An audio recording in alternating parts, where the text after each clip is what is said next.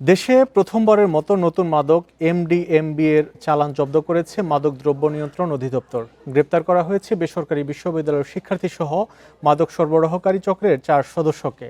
শুক্রবার সকালে সেগুনবাগিচায় ডিএনসির প্রধান কার্যালয়ে প্রেস ব্রিফিংয়ে তথ্য জানায় সংস্থাটির মহাপরিচালক হাসান মারুফ। বলেন, এমডিএমএ নামের মাদক সিগারেটের আড়ালে মালয়েশিয়া থেকে সংগ্রহ করে দেশে সরবরাহ করত চক্রটি। মহাপরিচালক বলেন, ভ্যাপ বা সিগারেটের মাধ্যমে গোপনে এই মাদক ক্রেতার কাছে পৌঁছে দেওয়া হতো। জানান, কয়েক ফোঁটা গ্রহণে মানুষের স্নায়ুতন্ত্র বিপর্যস্ত করতে সক্ষম এমডিএমবি। শয়তানের নিঃশ্বাসের চেয়েও ভয়ঙ্কর এই এমডিএমবিকে সিনথেটিক ড্রাগ বলছেন ডিএনসির এই কর্মকর্তা। সমাজের উচ্চ শ্রেণীর কাছে এই মাদক পৌঁছে দিত এই চক্রটি। খন্দকার তৌকিরুল কবির তামিম, পিতা আকরামুল কবির, পাবনা।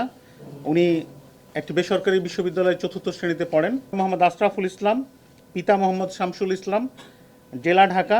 সম্প্রতি ভারতবর্ষে পড়াশোনা শেষ করে বাংলাদেশে ব্যবসা শুরু করেছেন।